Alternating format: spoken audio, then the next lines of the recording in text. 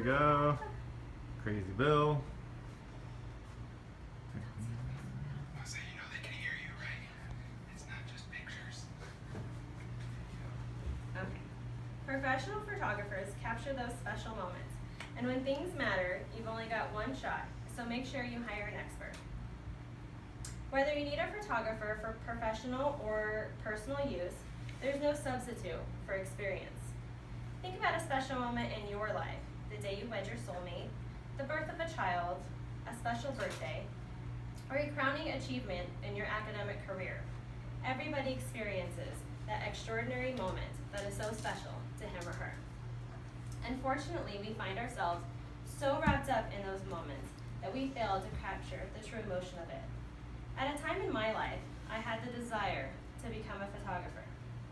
Today, I'd like to talk to you about the good, the bad, and the ugly of becoming a professional photographer. So first, let's talk about the good.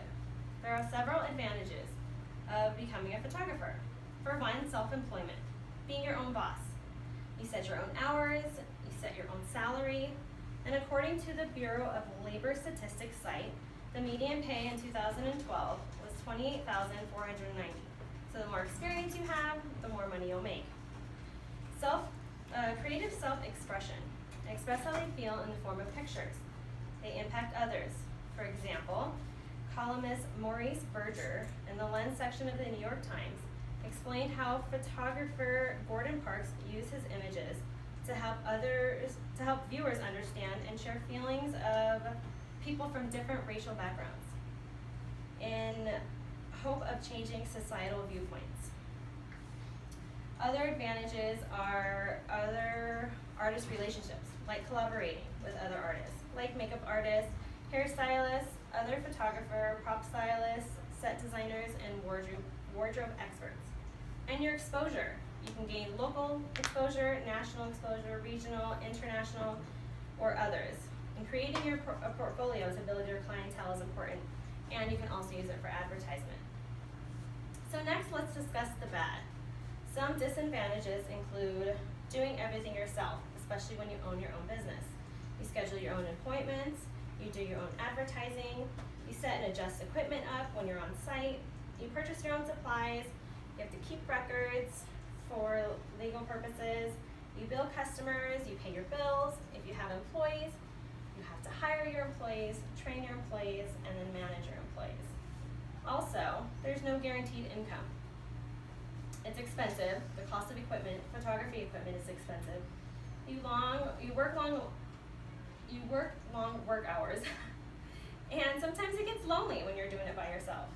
And finally, the ugly, which goes hand in hand with the bad, but it can get really ugly. Owning your own photography business is time consuming. It could interfere and disrupt family or personal life. There are some legal issues that could arise, like copyright, like written in the book, Starting Your Own Career as a Freelance Photographer by Tad Crawford, and having a proper contract to avoid lawsuits. People count on photographers for the perfect shot, so you don't want to upset a client, and it becomes a lot of pressure on you. In conclusion, despite the good, the bad, and the ugly, becoming a photographer,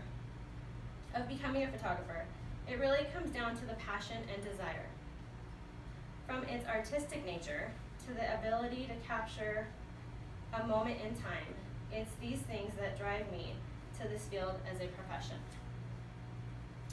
Now here's a picture of a professional, something a professional photographer did.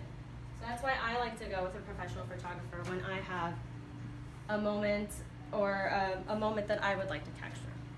Thank you.